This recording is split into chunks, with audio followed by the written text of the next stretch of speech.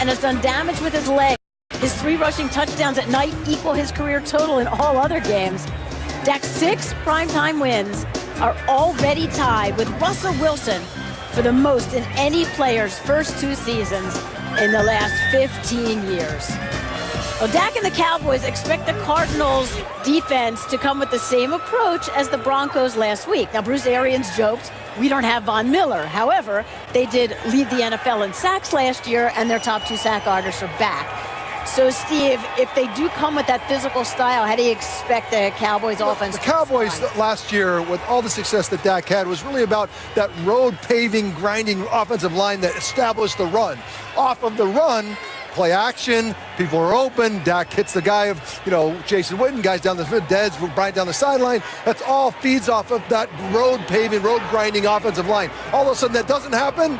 They obviously showed that they couldn't respond. La'el Collins is leading top of the league with 11 pressures in a couple of games. And in the end, if Dak is not ready to carry the water like Aaron Rodgers or Tom Brady, he's growing, he can get there, but he's not going to carry it all the way through the season if he's going to have to win the game every week. So if they don't establish the run, let that offensive line dictate terms, this could be the Achilles heel this season. Dak will get there, but this season could be the Achilles heel for the Cowboys. They love Collins, but it's just going to take time. He's adjusting. So, Charles, how do you adjust? Well, it's not necessarily about them adjusting. It's their attitude. Last week, they had 14 rushing attempts. Like Steve just said, this is a running football team. They have to establish the run. What that does, we've always talked about, it opens up everything else. There has not been a connection between Dak and Dez Bryant these first couple of games.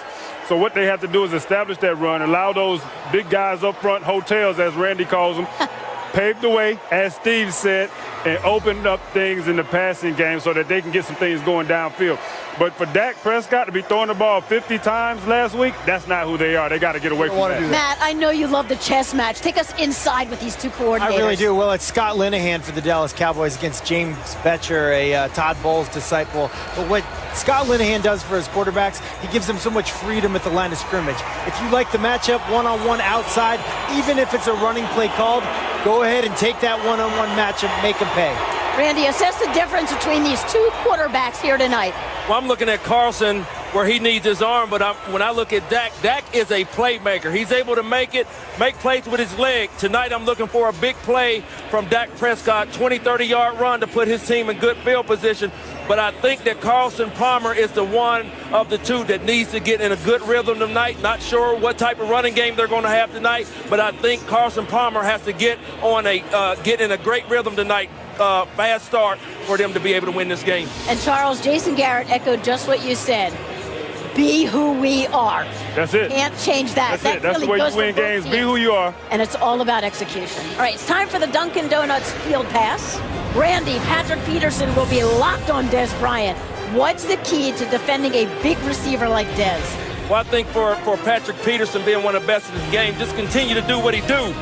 But I think tonight he's going to have to be pick and choose when to be physical with Dez Bryant. I looked at both guys pregame, and Dez has him maybe by a couple inches in height. So I think Patrick Peterson has to understand what point of the game that he needs to be physical and when he needs to use his quick skills. Matt Von Miller brought the heat against Prescott last week. How effective can Chandler Jones be? Well, they look pretty similar. They're both monsters physically, but this guy was traded from the Patriots to help the sack total for this team and help close out games. He has delivered 26.5 sacks since 2015, and his counterpart on the other side, Marcus Golden, he has stepped up his play as well. He's a star. Steve, we also saw Trevor Siemian pick apart the Cowboys secondary. How can Carson Palmer stage an effective passing attack? It's got to be Tom Brady and Aaron Rodgers. We just talked about quarterbacks that can carry all the water for their team.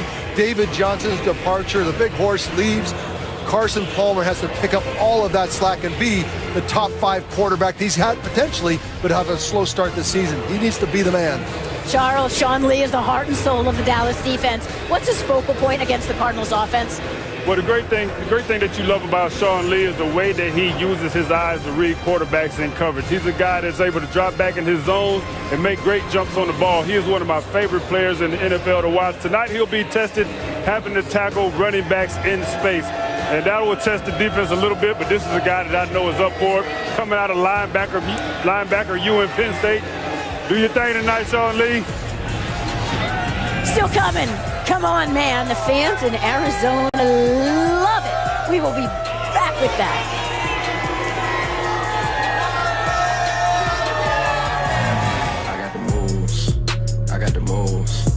I'm making moves.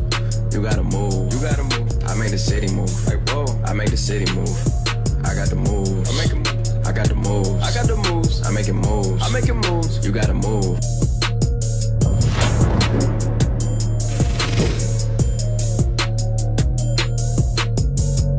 Monday Night Countdown is served by Applebee's 2 for $20 and in part by Dunkin' Donuts Coffee, freshly ground, freshly brewed, smooth from first sip till